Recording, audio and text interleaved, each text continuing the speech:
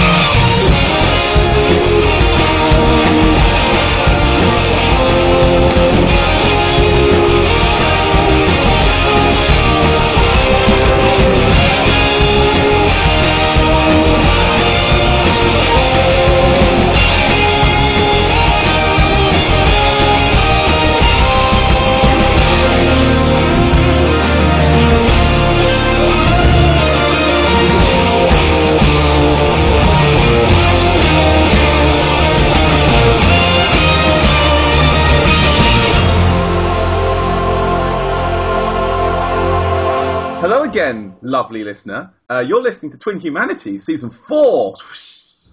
My name was Paddy. I am the Ginge. Your name was Paddy. Now it's Mr. Paddy. Okay, now it's Paddy Humanities. Oh yeah. And what was your name? I am CJ.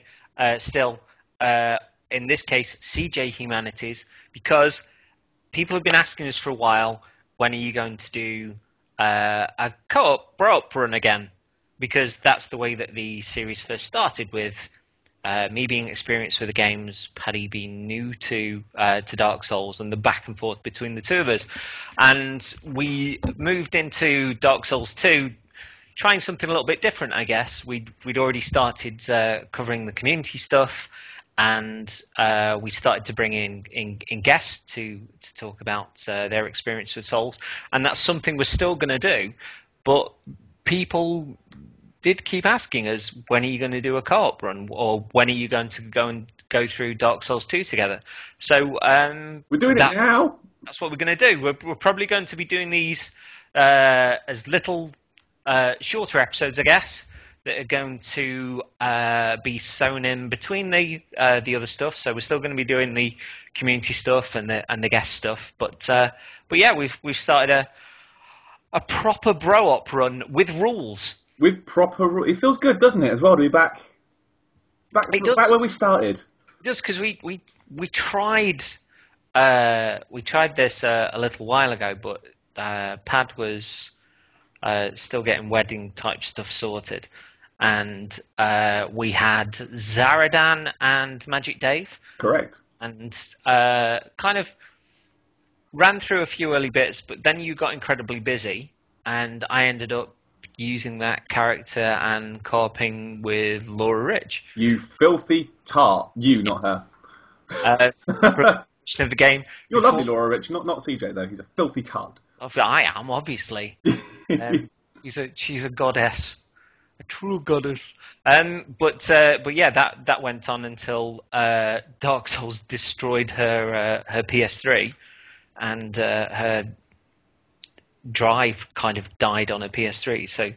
So yeah, the run that was fated with you and I not to actually happen, eventually kind of didn't happen elsewhere. But all fates be aligned this time. So we decided that nothing on the game was going to be done without the other on Skype at the same time. Yes, we're doing the whole run in a co-op type thing. So no coming back with new shiny things. You're like, where did you get that? Oh, I've just been playing in this bit for a while. But this even was tied into the character creation as well. We were both on the internet phone at the same time and creating stuff. And whereas we did sort of wild and marvelous creations for the previous run.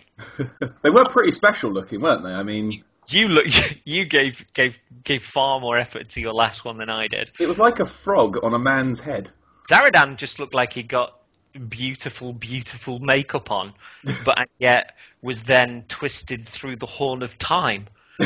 Whereas my real thing for Magic Dave was just to have someone with Manchester City blue hair and named after David Silva, the wing wizard for the aforementioned team. I believe he's one of the ones who kicks the ball. Yes, he's amazing. Oh, good. But yeah, this time we decided on CJ Humanities and Paddy Humanities, and pretty much just tried to create ourselves in the character creator. But Patrick, what drama? What character did you choose and why? Okay, so my character I picked a skinny one, and I gave him some gingerness to look like me. Laura, my wife, she was telling me that it didn't look like me the whole time, and I got to a point where I couldn't be bothered anymore. So it looks kind of like me. Don't say that. It looks like me. It's ginger. That's basically all I am. So, so I have decided to go this time for I picked the cleric, but I'm not going to play a cleric per se. I picked the cleric so I can use the big smashy mace from the start. And this run, I'm going to be trying to use big smashy sticks. So no swords, no kind of fancy sticky weapons. I'm using big clubs and maces and morning stars and maybe the great club if we get to that. I want to use big smashy weapons this time. Wearing the all over bath mat of justice. Isn't it great though? I found that Temple Knight robe is really, really, really good. Like, it's better than anything you can buy for the first 2 hours. It's like someone's crossed a dressing gown and a duvet. What kind of... Yeah, you can imagine the enemies just going like, let's smash that thing. What kind of tog do you think that is? There's a man who knows the value of layers. Or just curling up in the forest of fallen giants. There's me shivering in a corner and you're just like... Toasty warm. Yeah. It's quite warm tonight, don't you think? Or your accent. The gift I chose was the Petrified Summit, because you can immediately throw that at the crows as soon as you possibly can, and sometimes get a cool thing. And I got a slab out of it, which is a pretty good thing to have a slab within 5 minutes of starting the game.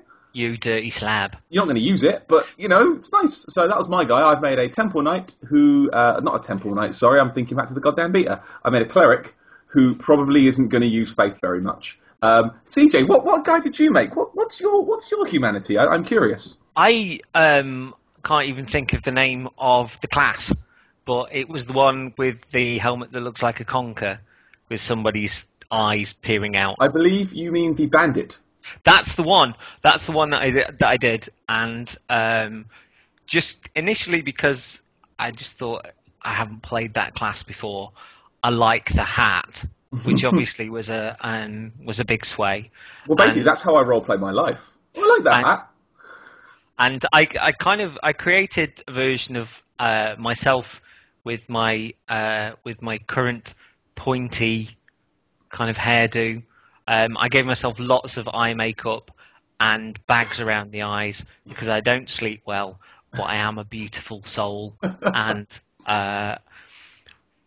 yeah, I kind of, when the hat came off, it became even better, I guess, because we were going through the levels, and I just realised that I looked like one of Brian Blessed's extras from Flash Gordon. Because I got these sort of feathers across my shoulders.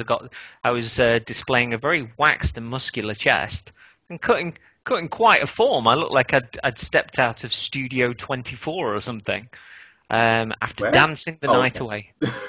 It is Studio 24, isn't it? What are we thinking of here? The club in New York that was 54. Studio 54, is it? Yeah, I don't think it was 24. I don't know. I was in there early. I was in there before it became famous. I was bad about when it was Studio 12. Ugh. Yeah. I was there when it was just. So what gift did you pick? What was your gift? I just picked the life ring because it just seemed. Is that the one that gives you slight regeneration, or the one that gives you a little bit extra health? I don't know. I think it was the little extra health thing. Oh, okay. But I didn't think that through as much as you did, really. But it was nice to jump in, and we had to. It was nice to play the game again as well. I mean, I know in certain corners that it's still receiving quite a lot of flack, even though the DLC seems to have been really well received all round. There are some valid criticisms. I know that if you listen to the latest Daft Souls podcast, which isn't a Dark Souls podcast, it's a games podcast, but they do talk about Dark Souls quite a lot. And as many podcasts too. Yeah. Well, Kotaku UK editor Keza MacDonald was on there, and she was talking about Dark Souls 2, and I think that a lot of the comments that she made about the game were spot on. That the lack of interconnectivity and the lack of personality with the bosses in particular, but that it's still a really good game. But I was still I did die in Things Betwixt because I fell off a ledge, which is a bit sad. Didn't really linger around there too much. Still caught my breath at Majula. I still think it's amazing and it looks incredibly gorgeous. And enjoyed going through those early levels. I mean, we hadn't met up yet. No, this is us playing. We're going through at the same time, weren't we? Saying, where are you? Are you doing that? Okay, I'm doing this bit. Where are you? Where are you? What are you doing? Have you got this? Oh, I fell. Because the goal was for somebody to get a white sign soapstone. I can't even say that. White sign soapstone, and then summon the other end. So, but I think the aim as well is to try and keep within the same level range as well. So hopefully the soul memory thing will be good to us and let us keep seeing each other. But you died quite early on, didn't you? We both had a death, didn't we? Then we have got a death counter that's running, and it's currently standing at 1 each. Who knows where we'll be in 10 episodes' time? Yeah, but mine was Things Betwixt. Yours was mine was. I think I tried to take on the big, what are they called? The big fat guy in Things Betwixt, the Golem, the first one, because I wanted his ring, and I tried to take him on and just completely screwed it up, and he bit my face off. Oh yeah, I think the actual deaths that we had in Forest of the Fallen Giants were when summoned. Well, when we were summoned, which shouldn't count. Technically, don't count, do they? No, so only real human deaths I think will count here. But yeah, I tried to take on the troll and cocked it up and died. I did it a second time and beat him, which I felt good about. But yeah, the first time he just picked me up and bit my head off. So did you go with your starting weapon, or did you change up? Well, my only option at the start was my starting weapon. And here's an interesting fact about the cleric build, is that it starts you with a weapon that you currently don't have enough strength to use. It's the dumbest thing. Why wouldn't they just give you 1 extra point of strength? Just so you could wear it, because I had to two-hand it to be able to actually use it as a weapon. So, of course, the very first chance I get in Majula, 1 point in strength, and then I felt good about myself again. But yeah, they start you off with something you can't use, which is strange. I always thought that felt like a bit of an oversight. But can you use magic? You can use heal. Yeah? That's it. So I suppose you start with heal and a mace that you're not good enough to use. Whereas with me, I was going in with I got bows and arrows, well, a smattering of arrows, I guess, but I got a bow which I was quite chuffed at because my initial run on Dark Souls was laden with bonus. And what was my starting weapon? Is it an axe? Did you call it bonus? Oh, don't be rude. So you've got an axe, haven't you? It's not that vaudeville show that you had with nakedness and men.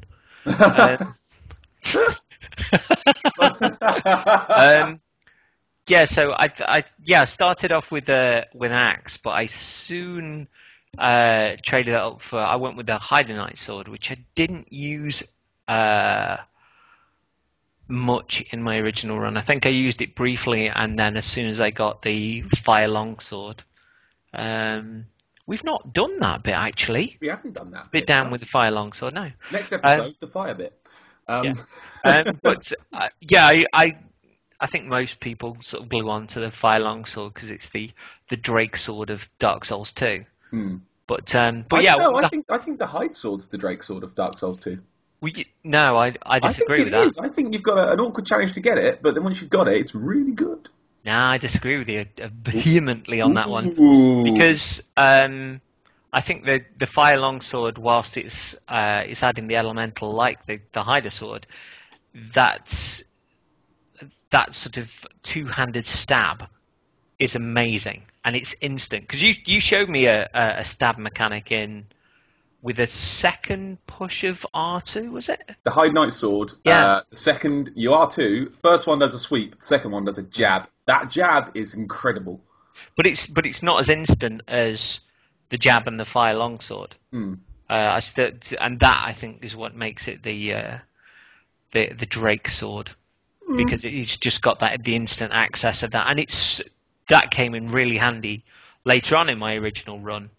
When I was bottlenecking enemies because it was just like, run at me, bro, stab. So yeah, I went with the Hide Knight sword and getting used to its moveset sort of fairly rapidly. But we had a couple of swipes at this run, didn't we? Because we had swatches of time late at night and we were both an hour here, an hour there. Yeah, which culminated in. Tonight, really, when we went for a run on the giant. Yeah. So for those not keeping up, what we've done so far is we've made our characters, we've been through Things Betwixt, and we went through all the extra areas as well, didn't we? For all the items, just for the sake of completion, if anything. Apart from the bit near the fire sword, because we completely forgot. We forgot about the fire sword bit. Yeah, but we did Majula, and we've headed through most of the Forest of Fallen Giants. Most of it, I would say, except the bit with the fire sword. We have intentionally left the Pursuer. We've not touched that Pursuer where he can jump in. That first one he jumps in, and we'll tell you why later. So keep listening, and we'll tell you why later. Because I think I attracted him, but didn't take a swipe. I don't think he's going to be there for me now. Yeah, but we'll see how that happens. Because you went up to go take out a chucking a firebomb guy, wasn't it? And we thought, oh no, wait, and it was too late by that point.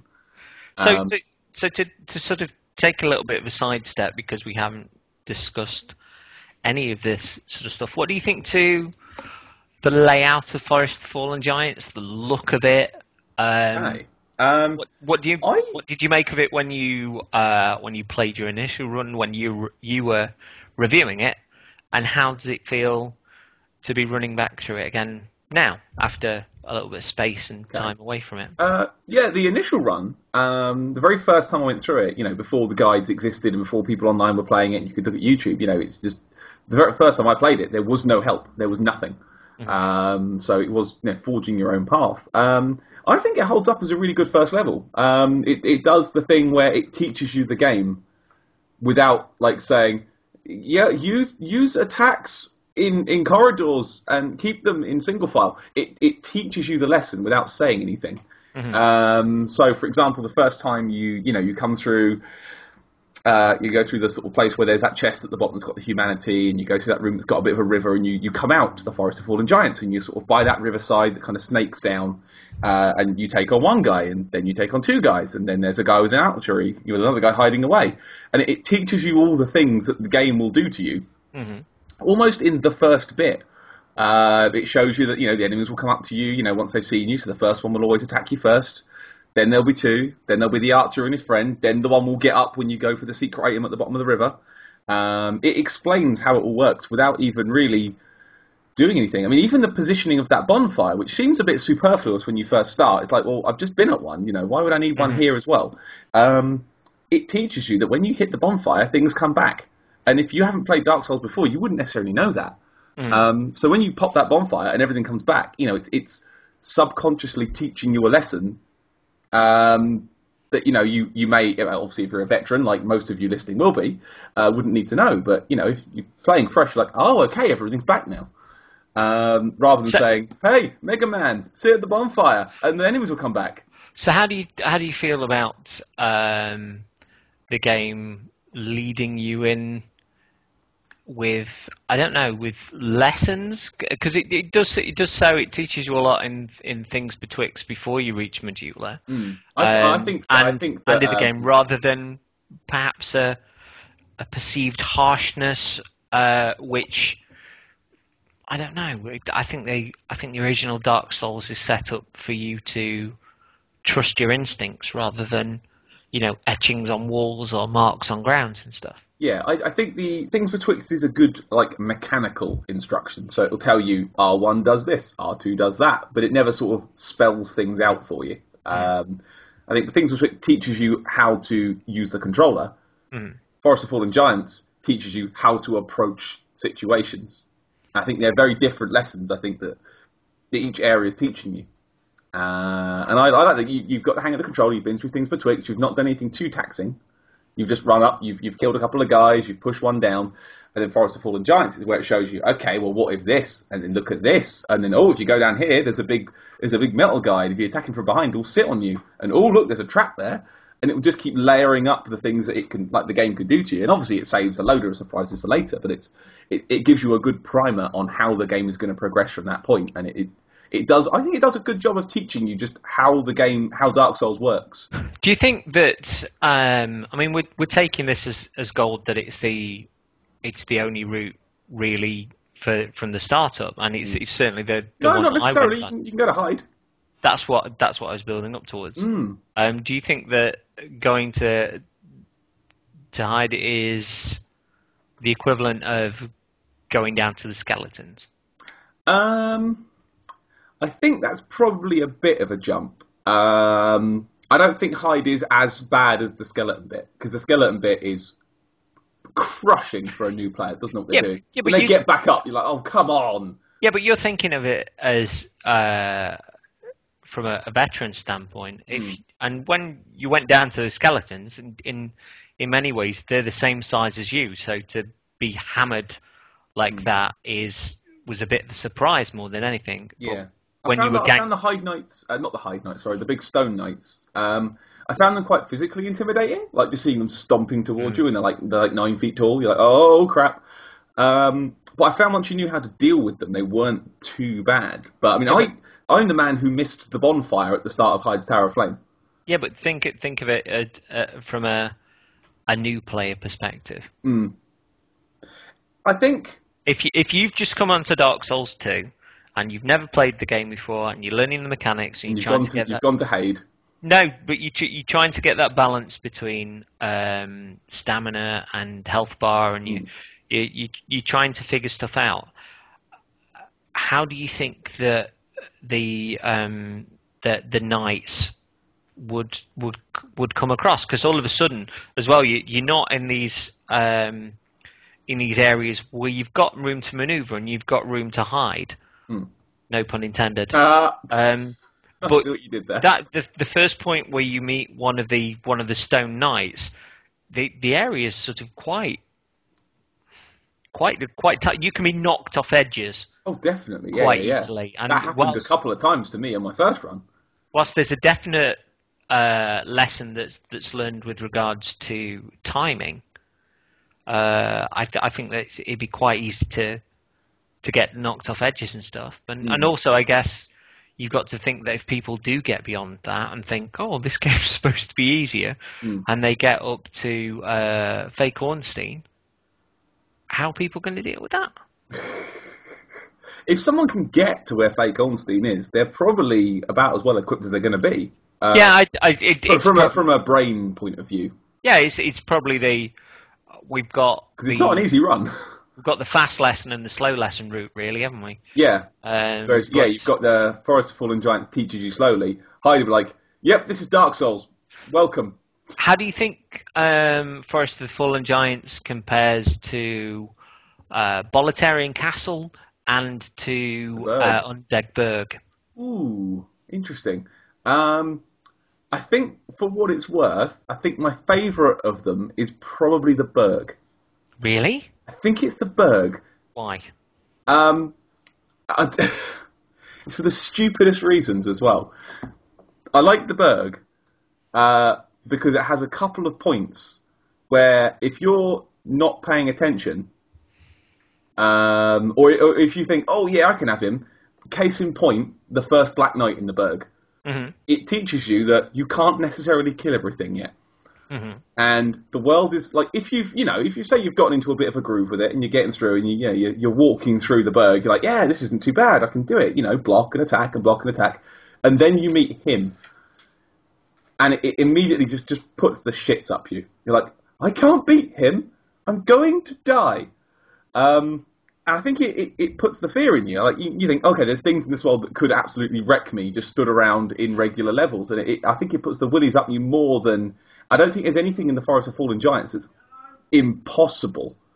You wouldn't say that for a new character. I don't think there's anything that's you look at it and think, I'm never going to do that. Well, think from a new player's perspective, because don't you think that the Turtle Knights would possibly be more difficult than the Black Knights, simply because of that laying back mechanic? Because at least you can get in with the Black Knights, and if you know how to backstab, you can backstab. But then a new player wouldn't know that necessarily. I find the turtles a bit easier to deal with myself. Like, really, they've got a very obvious slow moveset, and like you can, once you've been, you will die a couple of times, and we all did. But once you see what they're doing, once you see his mace go above his head, you think, right, he's going to just run towards me and slap it down, so I've just got to bait that out, and then I can get the counter in. And then they're more a matter of learning to watch your opponent, whereas the Black Knight I find fast.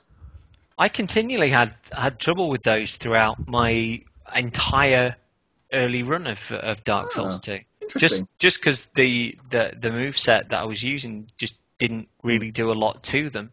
Yeah, but I personally find they're more... you can deal with them. Like, you have to deal with them to get through the level. But whereas the Black Knight, I think, is beyond a lot of people at the start. It's beyond most people. I think you need summons that have cool shit to have any chance against him. Unless you know the game inside out, I think you aren't going to beat him without help. And the same with Havel as well, to be fair. Mm-hmm. Like, God, Havel's a huge test if somebody's chosen the old surprise, motherfucker point. It just starts pounding up the stairs. As far as the best opening level between all of the games, I'd probably have to go Bolitarian Palace, because it's just so sprawling. It's huge. And you stand in front of it and feel incredibly small. And the Berg is very compact, and it's got loads of secrets, and was a wonderful contrast to Bolitarian Palace. But there was the feeling within the palace that whilst there were these sprawling areas where things were going to run down at you, which seemed terrifying, that it would then cut to areas of darkness and confined areas, and it would constantly be keeping you on your toes. And something that I get the feeling that Bloodborne's going to do in a big way as well, that it's going to throw different feelings at you in the same place, and yet there's just going to be this huge degree of sprawl. But it's still my favourite of the opening levels, and maybe perhaps because it was my first, but even with a logical head on, I just think Bolitarian Palace is fucking amazing. It's sodding massive as well. And it does have a you're fucked moment as well with the Red Knight down that side passage. Jesus Christ, which I believe is where I stopped playing Demon Souls the first time I tried it. Yeah. Because I was like, how the fuck am I supposed to do it? I just got angry with it and turned it off. But I even had trouble sort of with Demon Souls with the Blue Knights, never mind the red ones. The blues are tricky, the red ones are nigh on impossible for a new player. Nigh on impossible. Yeah. And I would put, for a brand new player, I would put the Black Knight and Havel in the same bot. I don't think Forest of Fallen Giants has anything that bad in it. Save perhaps the Pursuer. That time you meet him the first time, you're like, what the fuck's going on? I think that's more of a kind of a scare for later. Yeah. more than anything. But But it's the only thing I think, the only challenge I find for a new player, I think insurmountable. I think the turtles are, you can deal with them. seeing as we're contrasting end of level 1 baddies, we've got the Phalanx in Demon Souls. We've got The Taurus. Taurus in Berg, and we've got big spindly giant bloke in Dark Souls 2. The Last Giant. Yeah, and honestly, I think the Last Giant's actually one of the best bosses in Dark Souls. I agree. Dark Souls 2, at least. I mean, my favourite boss is still Flexile, because I think it's magnificent. And one of my favourite battles in all of the Souls games, I think, the Flexile Sentry. Oh, okay. But this one criticism that Dark Souls 2 has had is that a lot of the bosses are just circle strafe and don't really teach you a lot about their moveset.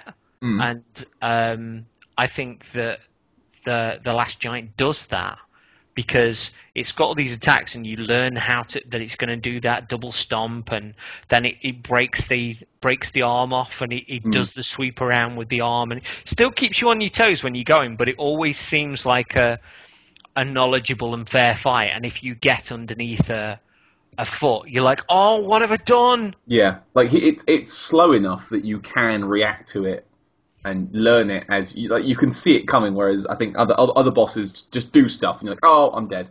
Whereas I think it's a very fair first boss. It's slow, but it's really powerful. So if you get hit, it was probably your own fault. Intimidating on your own, though. Definitely. I mean, we've learned to bring other people into the game, and especially with Pate being there to summon if you're not wearing your one of the god rings at the same time, as we found out to our folly. Yeah. So here's a little tip for anyone listening. If you're using the ring of oh god, what's it called? The name engraved ring, the one that lets you meet up with your friends. Before summoning NPCs, take it off, because you won't see them. I didn't know that. We were like, "Where's Pate?" And we're both stood there going, "He's not there." Huh. Peter Serafinovitz. Yeah, but then you pop the ring off, and oh, there he is. There's Pate. Hey, Pate. You do realise that in the same way as we started our original run on Twin Humanities, or Polynaut Souls, or whatever it was back then. We were the Polynaut Soulcast. And you do well to remember that. With you being new to the game and me being experienced, then maybe a few people following the game as they started the game, maybe a few folks are going to do the same with this one. Hopefully. Kind of like that. Yeah. So yeah, but yeah, as far as the Last Giant goes, I agree with you. I think he's probably the best of the first bosses, because as soon as I saw him, I thought, I want to know what his deal is. Well, I want to know about him. I want to know who he is. I want to know where he's been. Why is he here? Why are all the swords stuck in him? I love him. I love everything about him. He's got a weird whole face. Well, the intro is actually one of the best intros to a boss battle in the game as well. It made me sad. Yeah, but it's got almost this degree of kind of found footage about it. This sort of scratched and also there is something mournful and sorrowful about it. There's that sort of, there's something quite pipe cleaners and sock puppet about it as well. Yeah, it's like he's not a real, he's like he's an animated thing. Yeah, but, there is something that's just, I don't know, with him being trapped under the rubble and suddenly bursting to life as you walk in there for whatever reason. He moves, isn't it? Yeah, there's that kind of, almost like he's going to pull his arms out of his sockets whilst trying to break free of that rubble. Well, speaking of that, but yeah, no, as soon as you meet him, I want to know what his deal is. I want to know who he is. I want to know why he's there. I want to know everything about him. I think a lot of the bosses later on in the game didn't do that in the same extent. I immediately thought, I felt bad. I thought, oh god. When I was killing him the first time, I thought, I feel terrible already, because he looks all kind of beat up and kind of left alone, and he was just sort of sitting there quietly, and I've just come here and wrecked his shit for what feels like no reason. What do you make of the regular enemies? surrounding the level. The undead soldiers. The undead soldiers, yeah. Good challenge, I find. I found the regular dudes that you meet in the first half, anything up to before you get to the Cardinal Tower bonfire, the ones that are wearing the nice padded jackets. They're good fodder. They're good fodder. You learn they've all got different weapons and move sets, and one of them will even do the little sort of spazzy flail where he'll go and then wear himself out, which is a classic move and always made me smile whenever I saw it. And then I think when you start meeting the stronger armoured guys, the halberd guys and the guys with the shields, just after you've, when you blow the wall out and the bits you go through there. The guys in that area, I think there's, on the Dark Souls website, the Far Fire site, there's a thing that shows how many deaths that each enemy's got. Astonishing amount of deaths to those first guys there. The undead knights that have the halberds and the shields, and the cool kind of red armor with the sort of the kind of the yellowy kind of triangle on it. Crazy amount of deaths to them because they're really tough for a new guy. Because if you don't know how to break a shield, you're gonna have problems, like severe problems, and you've got Laughing Boy at the top chucking firebombs at you at the same time. It's a tough fight.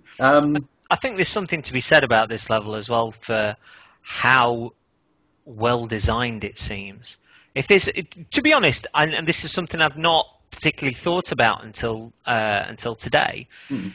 If there's anything in this game that feels like Miyazaki was actually pretty closely involved with, it wouldn't have surprised me if his role for Bloodborne hadn't happened.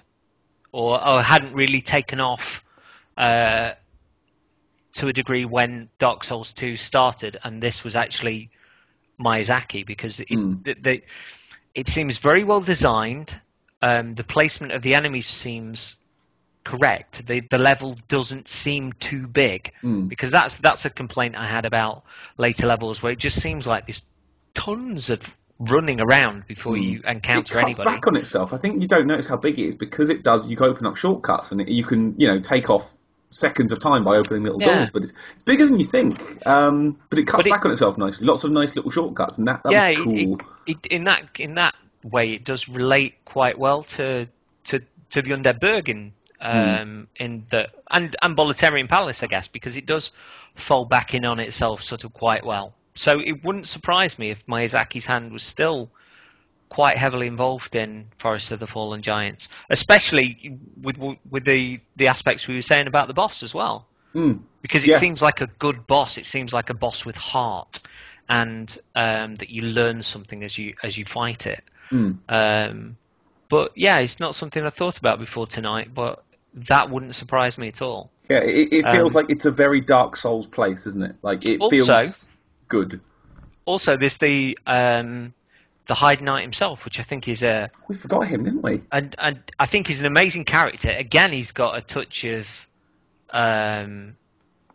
Miyazaki to him potentially, because there is a sadness, and he doesn't move unless you attack him. There's a crestfallenness to him.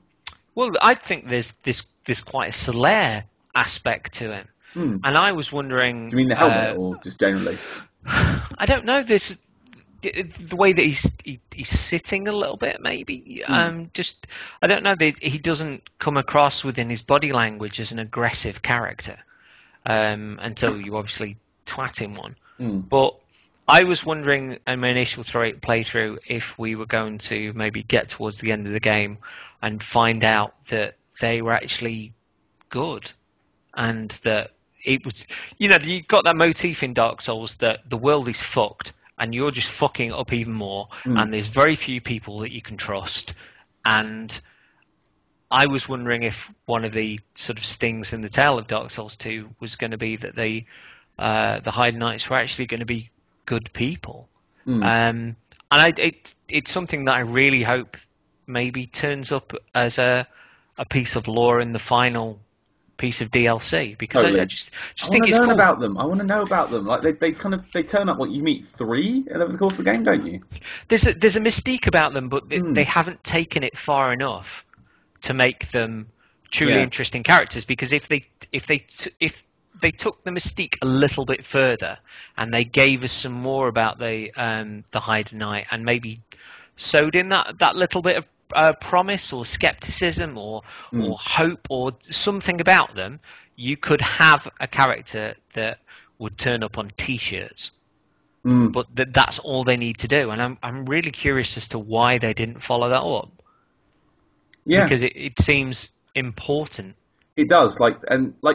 Again, it's the stupid thing. I want to know why they're there. Like, when you find them in the places they are, they're kind of sitting down. Like, he's sitting down, the other undead aren't really attacking him. Does this mean he's undead as well? Is he undead? Is he a human? It's hard to tell. But he's just sitting there chilling. It's like, why are you chilling here? Why are you here? Why aren't you in Hade's Tower of Flame? Because you're a Hade guy. Why aren't you over there? And there's none of them there. And that's like, were they kicked out? I want to know. Let me have a look. I know. I appreciate I am calling them Hyder, and it is probably Hade. I say Hade. No, I think you're right. It's just me being a savage and ingrate. An ingrate. Yeah, ingrate too. I'm just looking on the Dark Souls wiki to see if it says anything about the. It says Hyde Knights served as protectors for the ancient Hyde Kingdom. However, their land sunk into the sea long ago, and only time distortion could explain their presence in Drangleic, which seems like a little bit of a missed opportunity. Sounds a bit of a fudging there. Hyde Knights' equipment is made of special alloy that's incredibly durable, even after thousands of years. Weapons and armors found in game are not deteriorated, not particularly interesting. They're non-hostile until attacked by players. Yep.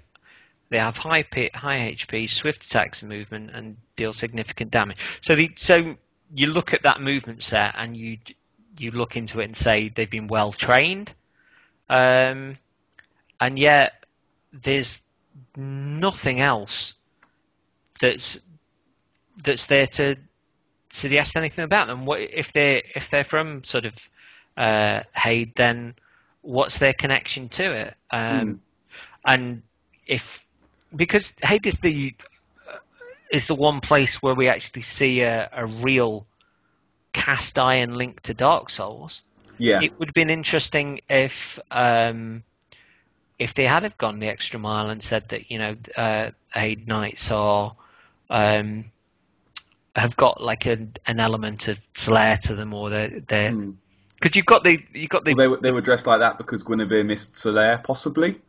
Well, you've got the Blue Covenant that are there, and what if they just said that the Blue Covenant sort of drove out the Hade Knights? Because it does say elsewhere in the game that is it the merchant and says that they something along the lines of that the Blue Covenant came in and sort of started taking over, didn't they? Yeah, and almost sort of mafioso style, and with there were people were having to pay them bounties, and they were ruling by force under Give me protection money, or I'll let the undead get you. Well, they're ruling by force under the pretense of law, I guess. And I'm wondering if when they reached Hader, if they drove out the knights, because they do look crestfallen. You're right, but there's something about them which is non-aggressive, but that moveset says to me that they can handle themselves. So yeah, I'm curious that, and I love the design of the characters. I think the design's incredible. Isn't it great? Like it's like well, I wouldn't say they look a bit like a Black Knight crossed with Solaire, but white. Like that's the best thing I could think. But I just love like the little cloak and the bucket helm and the way they even stand, like slightly hunched over. Well, I'm wondering if like they're old. That cloak is sort of a what? A muddyish, dirtyish white in itself. I'm wondering if the Hyde Knights were the nearest to the Sunlight Covenant and to Solaire. Because whilst we find the Sunlight Altar later on in the game, we don't really find anybody the same one as well. Yeah, it's broken in exactly. I've seen pictures. It's broken in exactly the same way. Well, this. I mean, one of the things that comes to mind with them is, and the connection to Slayer is the way that when you get down to Lost Isleth, when you find Slayer, and it's the first time you find him, and he's not cheery. When he's like, he's just absolutely distraught, and it broke my heart at the time. But it's been a while since I've seen that moment, but I seem to think of him sitting by that bonfire, and just that sadness that he has is there with the Heidenheits, and I don't know. I wonder if there's a connection. Maybe they're driven out of there and they're looking for something that they can't find. They're looking for their son, and their son is essentially the Sunlight Altar or any trace of kind of Slayer. Obviously, this is all conjecture. Of course. And if somebody has listened to the Sunlight Blade episode and is then like, no, you've got it all wrong, it's just a little bit amusing. But I do find them an incredible design. But if they're just leaving them as this husk that can fight kind of well, I'm a bit disappointed. Well, I mean, the next DLC is the Crown of the Ivory King. Oh, right. And ivory is basically white, isn't it? Mm-hmm. I mean, maybe they'll be in that. That's, again, massive conjecture. Who knows? In a month's time, I'll be proven completely wrong. But maybe, like you say, I want to know about them. I want to know more things, but the things aren't there. And it looks like Vati hasn't worked it out yet, so we have to guess. Mm-hmm. Yeah, maybe the Ivory King, maybe they will have some in there. Or maybe they completely won't, and I'm just making things up. But I don't know, it's just a missed opportunity in many ways, as far as I can tell, and one which I'd quite like to see sorted. But in the context of the first hour or two of the game, they're a nice little... The first one, anyway, is a nice little thing that makes you think. It makes you think. You're not just stabbing dudes. You're thinking, well, why are you here? It would have been cool if at a certain point, in the same way as you can be in the old swamp and at the bottom of Blighttown, and you get invaded, and then there's a summon for the Quelaag fight. Yes. It would have been great if you'd have kind of gone into battle with a Heidenite. Ooh. I love that. That would have been genuinely great. loved it. And again, I think that's a little bit of a missed opportunity, because can you imagine just seeing sort of a Heidenite or someone on the floor? It'd been fucking cool. Christ, that would have been great. I don't like the fact you can only get their gear from either New Game Plus or Ascetic King. Oh, is that right? The only way you can get their gear is when they're at New Blown Plus level. And there's a few enemies like that. The only way you can get their gear, like the only way you can get the Onion gear is by Ascetic King as well. I'm like, oh, come on. Just let me have it. I'm tempted by that. I'm tempted to But you get one piece of it drop, and it's a random piece, and to get another piece, you have to Ascetic again. I don't particularly mind that. I'd like that outfit. You might end up with a level 8, New Game level 8 Hyde Knight to be taking out. But it will spawn Onion Bro back in as well, apparently, so... Ooh. Yeah. Well, that's kind of sexy tempting. Because he's Onion, a Katarina Knight invades at New Game Plus in the side section where the giant is that we've not been to. Okay. We haven't been to that part either, by the way, friends. The part where you go down, and it was in all the trailers, where it's the dark staircase, the dark corridor. That's now just a bit dark staircase with a bit of a dark corridor. That bit through there. We've not been there yet, have we? No. We should go there. We should get that for the next episode as well. We should go there. Yeah. But yeah, that area has a New Game Plus and above a Katarina Knight invasion, and you can earn the Onion armor. I know we got a loose episode planned for these and the things that we were going to bounce through, but it would be nice to jump back and almost we could call that episode Fruit Machine, and we could just load up the bonfire aesthetics and just see what drops. Yep. And see who can be the first to get the full outfit. It turns out we dropped. Yeah. The Hyde Bros. Hyde Bros. Yeah. But yeah. Okay. So in the grand scheme of things, Okay, so just thinking of the boss now, just thinking of the last giant. Hot or not? Hot or not? From a visuals perspective or Just the in general, fight perspective? together. I just want you to. I want a hot or a not on the last giant as a entire experience. Hot. Good. I agree. Yeah. I agree. It's a great boss. He looks good. He's got a great. He makes you think. As soon as you go into it, you think, "Ooh, what's going on?" The only part of that boss fight I don't like is that god awful blood vignette out the outside when you go to the cutscene. The boom boom boom boom boom boom, and the red comes on the outside. I think that was garbage. Yeah, it just seemed a bit like over-egging the pudding, especially when they've introduced that degree of monstrous tragedy, that King Kong element that's there within the screaming and the trying to pull its hands away. I don't know if they're trying to heighten the fact that your character's scared and like that's your heart going boom boom boom boom boom boom and getting louder, but it did nothing for me. Pudding duly over-egged, I believe. Yeah, but yeah, I am in the same camp as you. I believe Last Giant hot. But I think it's a really strong start for the game. And I mean, it's a game I enjoy anyway. But I think Forest of the Fallen Giants is one of the best designed levels in the game. Definitely. I'd probably with the same degree of interconnectivity, and I'd probably put what's the pirate level called again? No Man's Wharf. No Man's Wharf. I thought that was superbly put together. Is it weird that the levels that are most like Dark Souls are the ones we like the best? Because I also like No Man's Wharf, and I like the gutter as well. Really? Love the gutter. It's like Blighttown again, and I like that. But yeah, it does the same thing where it cuts back on itself, and you've got that kind of level of dread when you're kind of creeping through it, and you're not sure what's going to jump out in the dark. But that's a whole episode for later, isn't it? Really?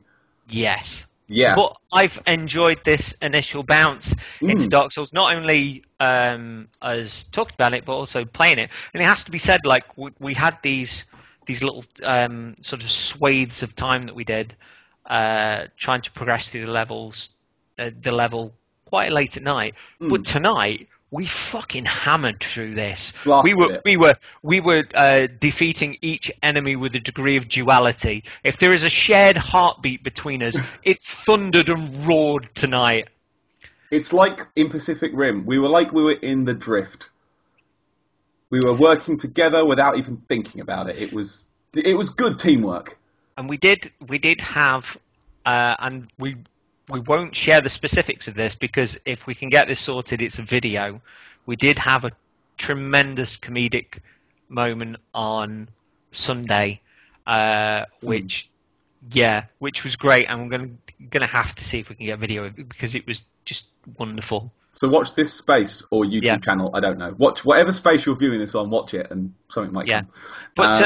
But yeah, let us know your thoughts on Forest of the Fallen Giants of your adventures and the such like. You can drop us a message on Twitter, or you can send it to is it twinhumanitiespodcast at gmail.com? It is, but you could say that without going up at the end. Okay, twinhumanitiespodcast at gmail.com. Better. Or respond to the message on respond to the video on YouTube, or drop us Tumblr. Drop us a message on the Tumblr, anything like that, and we will be reading them out because it'd be cool to know what you think about it and stuff. And hopefully, what do you guys think about The Last Giant? Hot or not? We'll see if we can get a litmus test going here for the whole game. It'd be cool to get that kind of feedback in of itself, but also to see other people's adventures and whether you were new to the game or not, and all that kind of gubbins. Yeah, what did you think at the start? How do you think it compared as well? We're interested to see what you think. And then, so moving on for next week. Next week, or next episode, should I say, just in case something stupid happens. The next episode, we're going to be covering the rest of the forest, which is basically everything up to and including the Pursuer. And also we'll be going down that little side alleyway where the dark corridor is, because we didn't go there. So we'll be going down there as well, having a look at all the Turtle Town. and heading up to where the Pursuer is. And we're going to set you all some homework, and we'd like to hear about this as well. Your homework, listeners, for the next episode, we want you to parry the Pursuer. We're going to be trying this as well. Well, I am, definitely. This is why we left the Pursuer alone at the Forest of Fallen Giants, so you get another try at that one straight from the bonfire. I'm interested to see if anyone can do it, because I've still not managed the parry mechanics of Dark Souls. Right, I'm going to state now that friend of the show and former guest Timur Hussain on his Dark Souls 2 stream was parrying the Pursuer every single time, and I just tend to hide or jump or get the hell away from it, but he was just standing there like boom, and seeing such a big lad as the Pursuer suddenly relegated to that, and that degree of almost brief shutdown as well afterwards. But Timur was doing it time and time again, and I was like, no, pure skill. Sometimes you see people doing stuff and you just go, I just haven't got that in me. Yeah. I don't think I'm that relaxed. I get that when I watch like Smash Brothers matches. You're thinking, how did they? But he was over there, and then. But why? I'm not made of those beans. No. Give me slow and steady. Yeah. But yeah, I'd like to encourage you, listener, listening to our show, if you want to play along with the show. Please do make yourself a new bro. Run through, maybe pick a build you haven't used before. Try something weird, and play with us up to the Pursuer. We'll be letting you know what we're doing every week as well, so you can play along with the show, and hopefully we can all get a bit more out of it that way.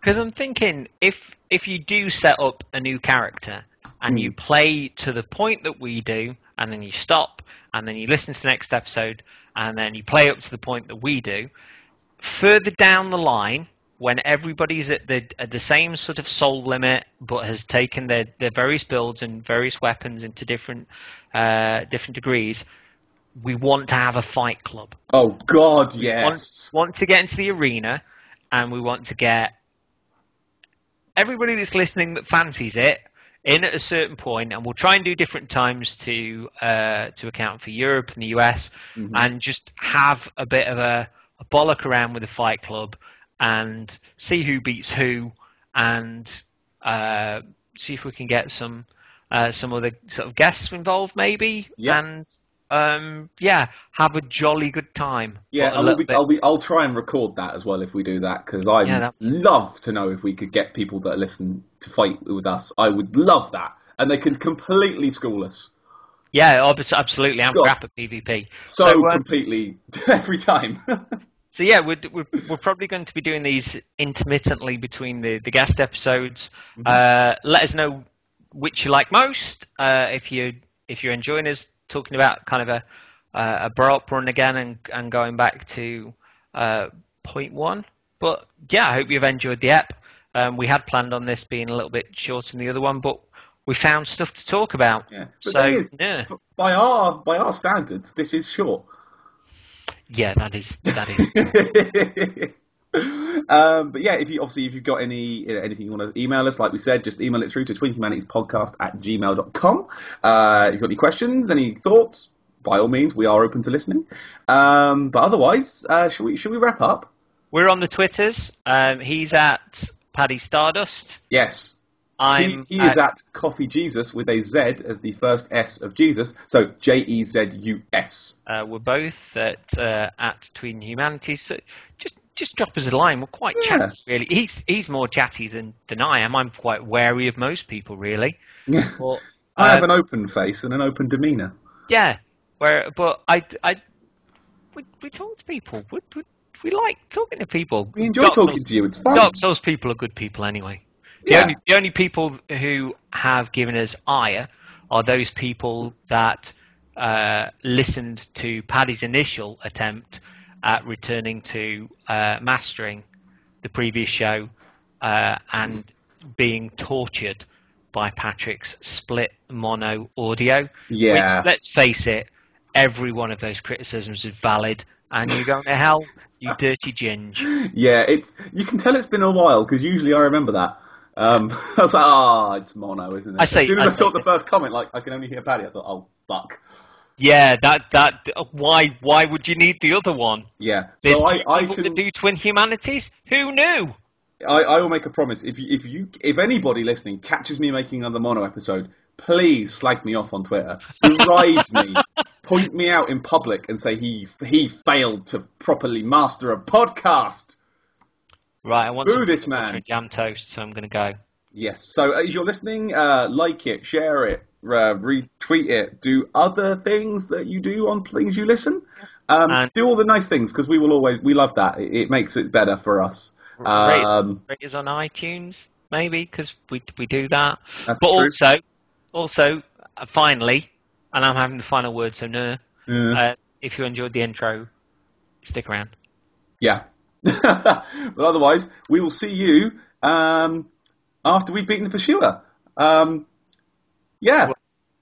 Or after our next guest. We'll see you. We'll see you. Wear that hat. Bye. Bye.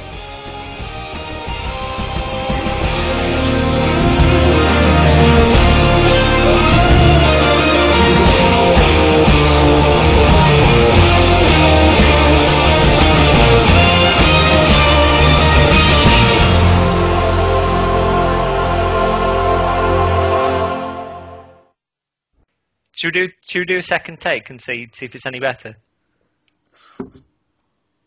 Yeah. I might do the Hugh Grant thing on here. So you could try an American accent if you wanted. Hang on. What's an American thing to say? Howdy. Mere. Yeah. It really is real now, isn't it? I live in the East Midlands. You live in the Portsmouth. A few people at Gamescom know who you are. My mother has trouble remembering my name. Fine. Good decision. Good.